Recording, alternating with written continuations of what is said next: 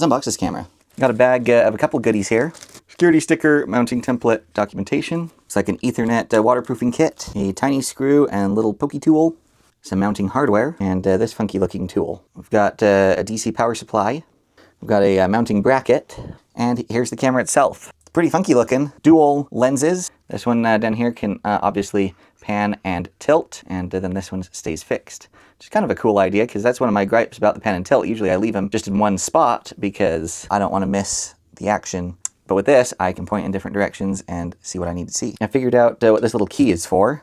This bracket can go on 2 different directions. It can snap on like that, and so you can mount to a vertical surface. But if you didn't want that, there's a little hole right here, and this key just goes in, just releases that clip that goes on. Alternatively, it can snap on this way and mount to like a ceiling or something like that. We got this camera mounted. Let's jump into the app and see if we can pair it up with the Wi-Fi. All right, we are here in the app. You do have to create a account, and then we're just gonna push the plus button here, and we'll go ahead and allow it to use the camera, and it needs to scan the QR code on the camera. So let's go do that quick. All right, here's my QR code, so go ahead and scan that. All right, it says we need to reset this because I did not hear a voice prompt at all. So let's go ahead and reset it. Okay, we got it reset, and I just heard it say it's ready to connect. So we'll go ahead and say I heard device. All right, now we're gonna connect to the Wi-Fi, so hang on tight for a minute. All right, we've got the Wi-Fi set up, and now it's just adding it. Okay, we're gonna go ahead and name it. This is in my backyard, so we're gonna go with that. Okay, as far as settings go, you can set up a password for it, share the device, message settings, you can turn on notification, you can set up a privacy mask. In dual lens settings, this setting here, I have the dual lens, when turned on, live streaming screen will display an aiming point. I have no reason why you'd want that. Put your aiming point on the stationary camera and not the PTZ camera, so I don't know why you'd need that. It just clutters the view, so I'm going to turn that off. Linkage tracking, supposedly that makes it so it tracks humans. We'll test that. On Smart Alert here, you're able to enable the light and siren if it detects motion or whatnot. I'm going to leave that off. I don't want to cause disruption to my neighbors. Agent algorithm, so it can do motion detection, human detection, intrusion detection in like a certain area. If someone leaves a specific area, you can get notified on that. Any kind of audio anomaly, vehicle detection, I'm going to keep that off because it's in my backyard. Entry exit detection, loitering detection, absence detection. So a number of different algorithms. We're just going to use the first 2. Night vision mode. I'm going to try the smart night vision. You can either have the lights, the white lights turn on, or just black and white. I'm going to try the smart night vision, see how that works. The rest of this stuff is pretty self-explanatory. I'm not going to go into it. Something I've noticed is the PTZ, or the lack of zoom, I guess, just the PT aspect, is kind of touchy. See, when I just barely tap, it moves pretty quick.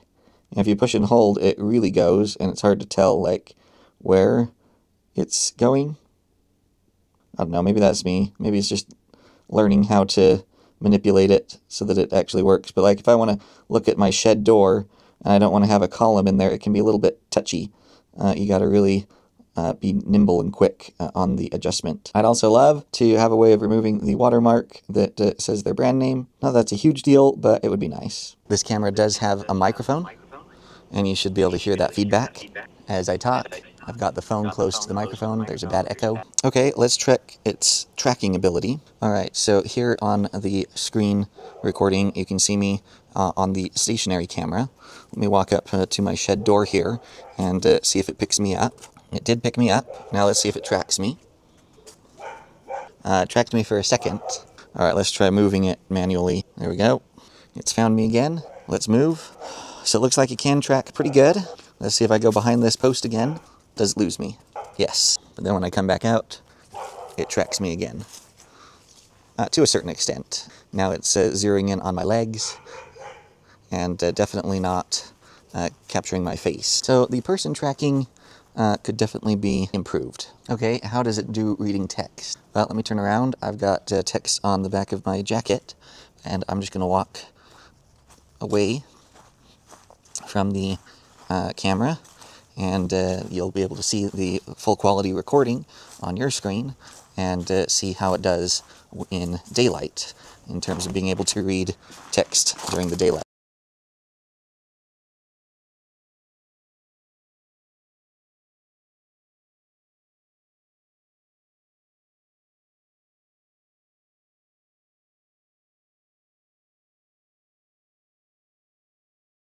All right, it is nighttime. You can see the white lights work quite well, and you can also see now that they've turned off, there's infrared lights. Now there's infrared lights on both the wide stationary angle, and then the pan and tilt head has infrared lights and bright lights, as you can see. On the smart mode here, when it detects motion, it will automatically turn on the bright lights. The yard is pretty darn dark back here. Now let's go ahead and walk in front of the camera here, and there we go, it triggered the lights. And I don't know if you can see now, but it lights the place up. So how does the infrared image work? Not too bad. And it's nice that there are lights that move with the pan and tilt camera. So that way, no matter where you point that, you will always have some kind of light illuminating, plus then lights on the wide angle camera. All right, what about it being able to read text in the night with the infrared lights? It's hard to see on the wide angle, but on the pan and tilt camera, telephoto, you can read it pretty good. And I'm just gonna walk away now, and it should track. And now I'm going out of the light, and so you can't see anything. Okay, what about color night vision? Well, let's test it out.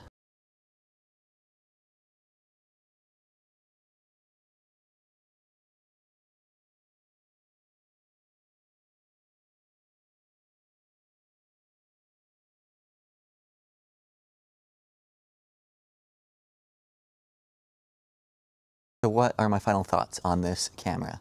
I'll tell you what, if you want a very capable camera for a very low price, that's where this really excels. It's better than having no camera at all, for sure, okay? For the features that it packs and the quality that it gives you for the price that it is, it's an outstanding proposition. I want to make that clear. It works actually quite well. Does it need some polishing? Yes. Is it a little gimmicky? Yes. Does it feel cheap? Not very robust? Yes. Does it have quirks? Yes. But again, you've got to look at the price to performance ratio, right?